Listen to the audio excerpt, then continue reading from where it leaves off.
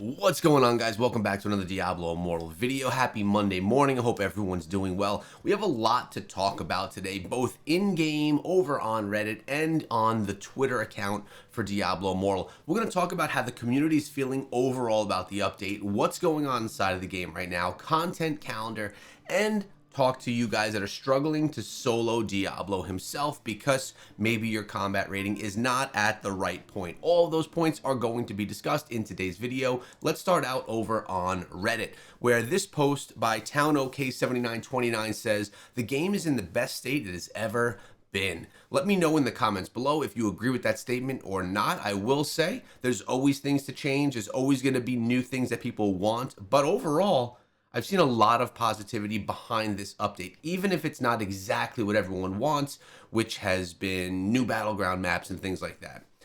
I complain a lot on this sub, but I must say the game is in the best state it's ever been. Kudos to the Diablo Immortal team. We never hear this kind of stuff, which is why I wanted to highlight it here today. You already know what the improvements are, but here are some less known. Lag is mostly fixed. Huge battery optimization, at least on their phone. Love hearing that. Daily gem carryover from last 2 days is great for me. Has to go on a short business trip, so another nice quality of life. Many bosses and challenge dungeons have a chance to drop green items, which are also nice. Being a contributor on a losing team in Battlegrounds still compensates you some points, making it a little bit easier to climb the ladder in Battlegrounds. The daily gem counter, I'm sure the UI will be fixed soon. That is going to be nice. I actually haven't checked it out to see if it was bugged or if it has been fixed since then. And gem res contributing to gem power. What do you think is next? Let's see what some of the people had to respond to all of this. One person right here, Tiki, says, "I really like sending out the pets to do shadow contracts. How I loathe doing them." I'll tell you what, I agree with this sentiment. I never did shadow contracts. I didn't like doing them. I found them repetitive, and now I've been doing them 100% with my familiars. Works out really nicely. It takes away some of the grind that people just didn't want to do anymore, maybe because it wasn't fun or because they didn't have the time to do it. Love the familiar abilities, and I'm sure that they can kind of keep an eye on the game over time and see what areas are kind of felt like too grindy that people don't want to do them, and add that to the list of things familiars can do. We have another statement here.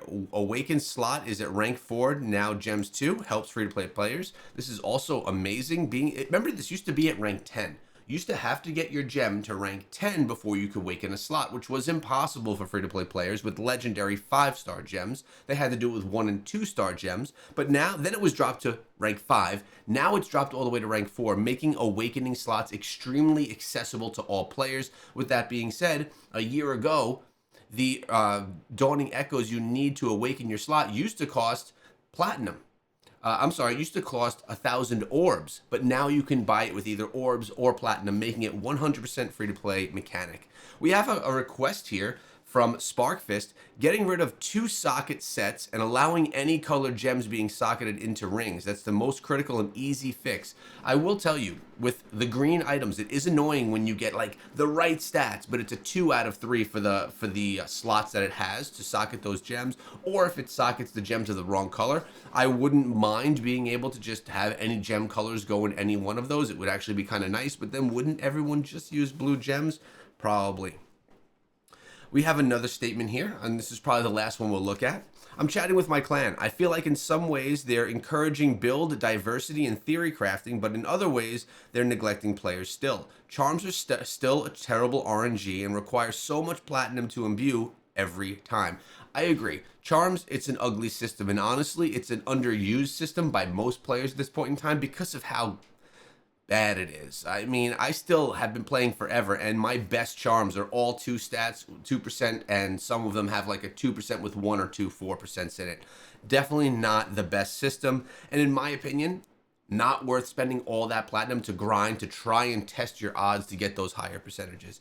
Pets are another sore area. Now the normal pets cannot be sold. Trying to improve pets or stack legendary traits is even more difficult. So yes, I agree, it's a good update, but there's still a lot that could be better. And I think that's a good statement, right?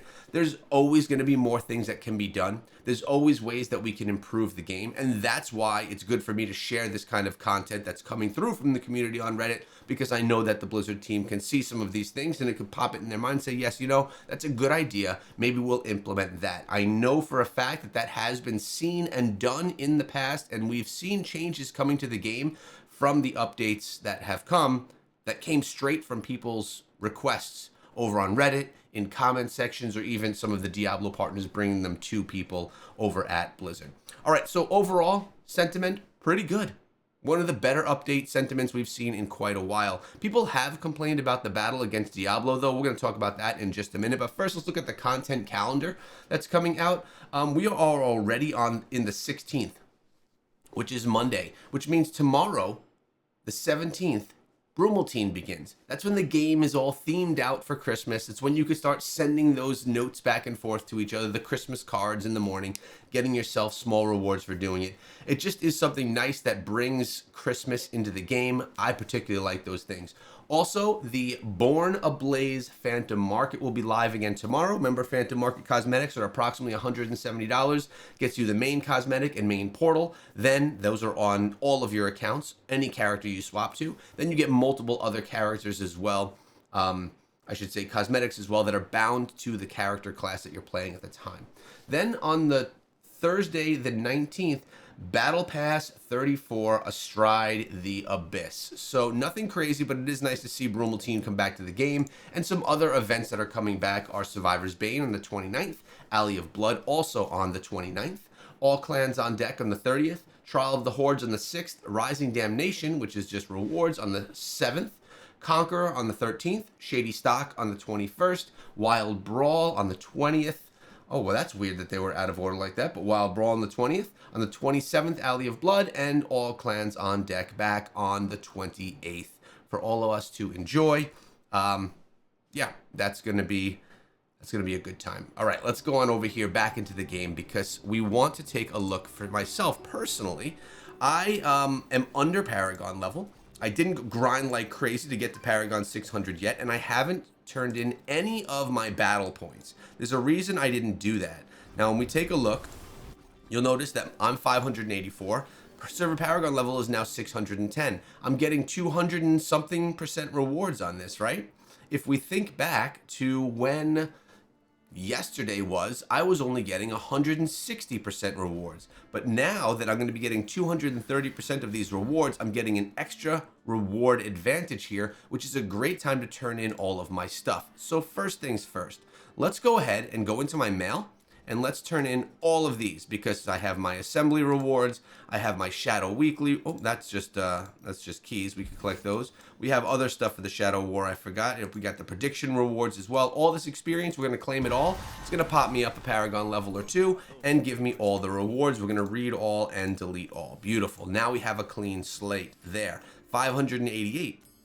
So now we have all of these rewards that we can claim. Lots that we haven't done anything here. We are at Battle Pass level 41. Let's just claim all of these where we're at 58. Check this, 593. We just went from 588 to 593 on that one claim. Here's another one that's going to be a couple of jumps right there. 595. And then we could claim all these small. Oh, we have another big one right here. The Bestiary. Boom. That's going to get me really close. 599. Looks like we are going to be at Paragon level 600 by the end of claiming all of these. There we go. Paragon level 600. We did it, boys. That was it. All we needed to do was claim all these things. So when you were questioning why Echo was not at the Paragon level yet, that was why. We were just holding on to those. Now I'm going to collect all of these, which is great because the scrap materials that we're getting from this are going to be awesome for me to actually upgrade my gear even more. I've found that since this update, I've been able to upgrade my primary gear to level 30 on multiple different gear slots. We could just collect all right here and grab all of those, which is really fantastic. And if you take a look at my gear slots here, like we're at 29, 30, 30, 30. We only had one at 30 before, prior to this update, but now quite a bit more, which is nice. Let's go into the content, see what's going on inside of the game right now. Oh, we got a whole bunch of Paragon points we could spend. Seeker's Path, we got a little bit more of a push right here as well. We're going to claim that dust, shards, and more of this. Speaking of Seeker's Path, people have been complaining that they can't beat Diablo solo, that they need to go in a party, they just can't do it alone. And this is because combat rating is probably below 40,000. And there are some things that you can do if you're one of those players that just can't beat Diablo. A few things that you can do. One is you can progress your Seeker's Path.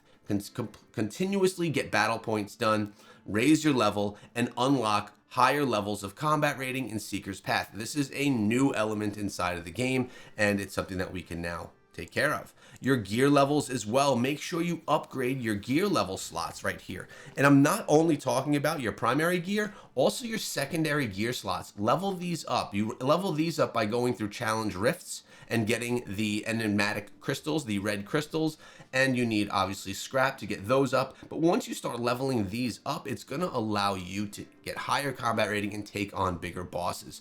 Also, your legendary gems. Make sure that you're upgrading your legendary gems. 1 and 2 star gems, get them to rank 10. It doesn't take that much and it's not that hard. Remember, if you run Elder Rifts with some crests, even rare crests, you could start crafting gems and you could take that and you could start upgrading your gems. Now, if you're at 1 and 2 star gems, all maxed, ascended, and filled, then maybe you could consider taking one of the 1 star gems out and replacing it with a 5-star gem and start working in that direction as well. That's another option for you. But you want to just try and get your gear up, and also your gear quality, the different levels of quality of gear. Now that we're in a new Inferno difficulty, now that I just hit Inferno 6, I could start putting on some of this gear. So for here, for example, I have a Mountebank ring. Mountebank's Misdirection. This one's got a higher combat rating, quite a bit higher combat rating, almost 100 higher. It is missing Fortitude, but what I'm actually going to do, you know what, I'm not sure if I'm going to put this one on because it's missing Fortitude and it doesn't have the cooldown proper right there. So may not actually use it. How about this piece of gear? This one also has Fortitude. This one does not have Wrath of the Berserker though. Crit chance is increased. So this is the problem. You have to figure out what pieces of gear, what do you want to sacrifice to get your combat rating up. Sometimes it's better to have a magical attribute that you like over a combat rating jump. That's something you need to decide for yourself and for your account. So really, in simple form here, just get your levels up and you'll see what you should be doing. Get your combat rating up and you'll be seeing that you could take on bigger bosses more easily. That includes Heliquary as well. All right, let's go to the events tab today, see what we got going on. Eternal War is still here. You're going to be able to continuously claim rewards and then claim that for better pieces of gear. Looks like I have an emoji coming soon. We have Eye of the Unmaking. These are all still going. The main activities that you could do right now are Conqueror and Hungering Moon. Hungering Moon is going to be able to give you all of these rewards as well as you unlock. Pretty easy to do if you're consistent inside of the game. Not the most difficult thing. Also, just a reward system, not a new way to play the game. So that's what's going on inside of Diablo Immortal this week. The community's feeling pretty good about it. My account's feeling good as well. Finally made it to Paragon level 600, which I am happy about, which is going to unlock more progression abilities for me. Oh, look at this right here. We could claim even these too. We going to get another one? Nope, that's all we got right there. So feeling pretty good about everything here inside of Diablo Immortal. I'm happy with the update as well. Of course, there's things that can change, but I'm sure more things will change in time. Good job, Blizzard.